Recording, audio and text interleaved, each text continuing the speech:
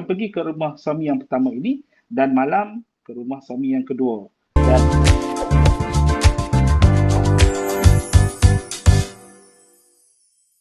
Okey, Assalamualaikum warahmatullahi wabarakatuh. Terima kasih kepada Mingguan Wanita. Jadi isu tersebut mungkin di TikTok saya hanya sekadar untuk iktibar dan panduan yang mungkin orang awam tidak tahu berkaitan dengan isu-isu pernikahan. Jadi isu tersebut yang saya cuba untuk deliver kepada orang awam itu adalah isteri bersuami dua. Dalam kes ini adalah kes kendalian saya sendiri.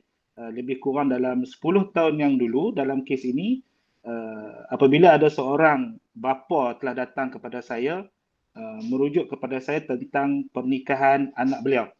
Jadi dalam kes ini wanita tersebut adalah seorang berusia awal 20-an.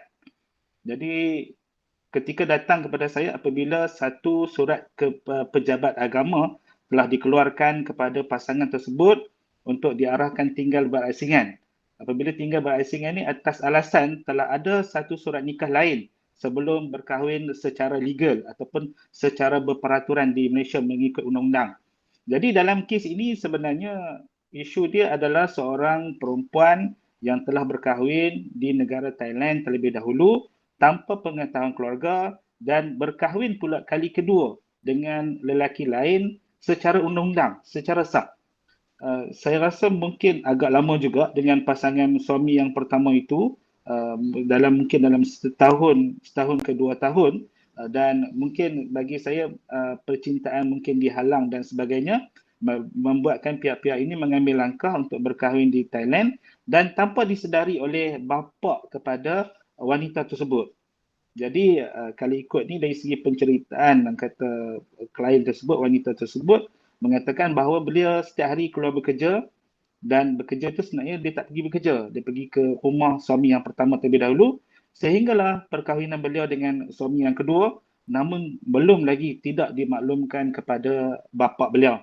Jadi apabila mungkin saya rasa timbul suami yang pertama ini merasakan sayangnya ataupun rasa macam beliau adalah suami yang sah. Jadi beliau telah bawa satu surat nikah beliau yang telah berkahwin di Thailand ini kepada pejabat agama. Di situlah bermulanya pendedahan terbongkarnya bahawa wanita ini mempunyai dua suami.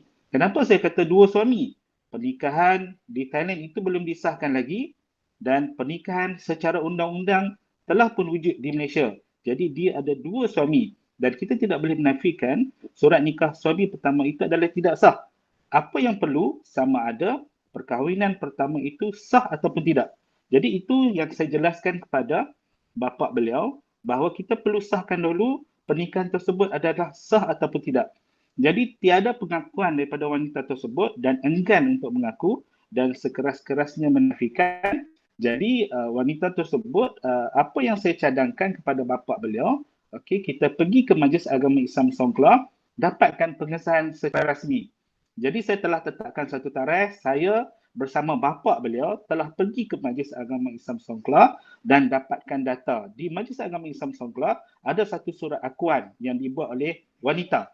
Biasanya dia akan ada satu surat akuan iaitu secara suci hati tanpa paksa dan sukarela untuk berkahwin tanpa tiada paksaan. Jadi di situ adalah tulisan tangan wanita tersebut.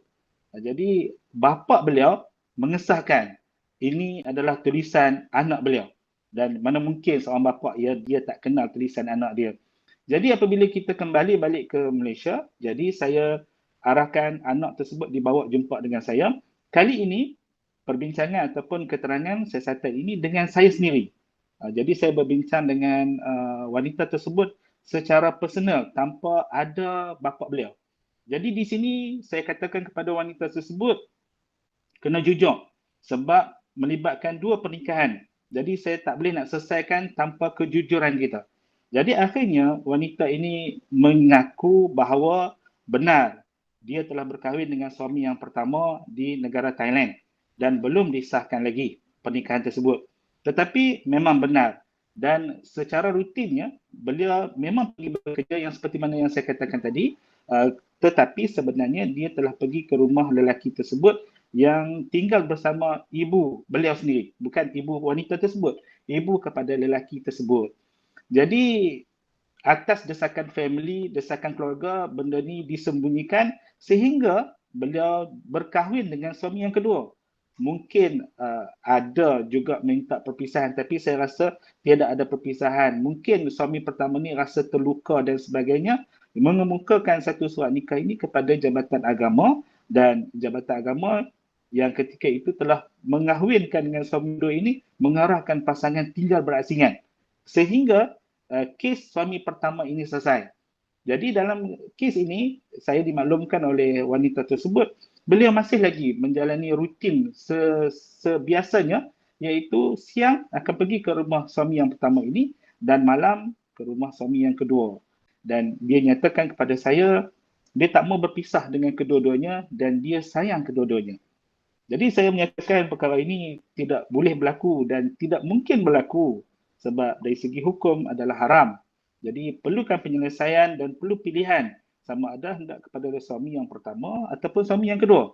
Saya ingat hampir setahun juga untuk merahsiakan status tersebut sehingga perkahwinan yang kedua ini ada kenduri dan memang anak seorang yang berada lah. Jadi mungkin dibuat secara formal apa semua. Jadi mungkin saya rasa suami yang pertama ini tahu dan terluka lah. Disebabkan itu dia telah mendedahkan surat nikah tersebut kepada pejabat agama sehingga menjadikan dua suami dalam satu masa. Dia jadi macam itu. Jadi dalam isu ini, apa yang perlu kita lihat sebenarnya, adakah pernikahan pertama itu sah? Adakah pilihan wanita itu kepada suami pertama ataupun suami yang kedua? Kalau pilihan kepada suami yang pertama, hanya sekadar kita melakukan proses pengesahan nikah di mahkamah sahaja.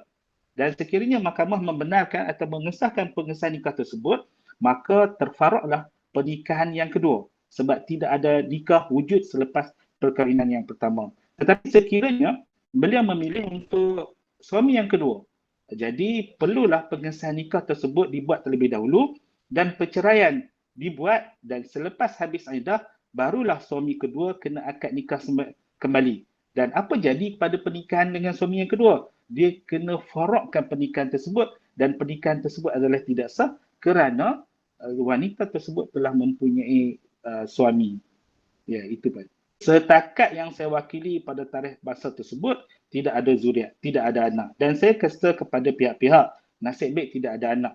Kalau ada anak akan menjadi masalah sebab kita nak sabitkan anak tu anak siapa. Adakah anak suami pertama, adakah anak suami kedua, dan perlu menjalani ujian DNA untuk mengesahkan kalaulah anak suami kedua, kemungkinan mungkin anak menjadi anak syubhat ataupun anak tidak sah taraf. Sekiranya perkahwinan dengan suami pertama tersebut adalah sah dan sabit mengikut hukum syarak. Okey, kalau ikut daripada klien ini, dia nak kedua-duanya sekali. Tetapi disebabkan bapaknya ataupun keluarganya nakkan suami yang kedua, kalau ikut suami yang pertama ini, dia kena keluar daripada rumah dan harta tidak diberi kepada dia, dan dia memilih untuk suami yang kedua mengikut bapaknya. Jadi proses mahkamah teruskan dengan pengesahan dan perceraian, dan beliau terus akad semula dengan suami yang kedua. Okey, kes-kes ini kalau saya lihat sebenarnya banyak sebenarnya, tapi tidak didedahkan. Kalau kita lihat dalam kes Hafiz Hamidun pun, isu beliau telah berkahwin, tiba-tiba ada suami lain. Perkara tersebut adalah kerana perkahwinan itu tidak didaftarkan ataupun track lelaki apabila menggunakan pernikahan tersebut sedangkan dah bercerai ataupun tidak sah dan sebagainya. Tapi perkahwinan melalui di luar negara perlu disahkan terlebih dahulu sekiranya dia nak berkahwin untuk yang kali yang kedua. Dan kebiasaannya yang melibatkan pasangan Indonesia. Apabila datang ke Malaysia, sebenarnya dah ada suami isteri. Dah ada isteri di negara Indonesia dan buat surat pengakuan palsu untuk berkahwin dengan warga negara Malaysia di sini. Sebenarnya banyak tetapi tidak didedahkan, dan ini antara satu yang saya dedahkan untuk pengetahuan orang awam supaya perkahwinan di negara itu sebenarnya adalah mengikut hukum syarak sekiranya mengikut laluan dan panduan yang sebenar. Dan perlu diingatkan apabila mencukupi rukun, dia adalah sah dan sabit. Walaupun dia berkahwin di Thailand, walaupun dia berkahwin di Malaysia. So adalah sah dan sabit mengikut hukum syarak. Kes tu 10 tahun yang lalu saya rasa dah selesai kes tu dan dia memilih suami yang kedua.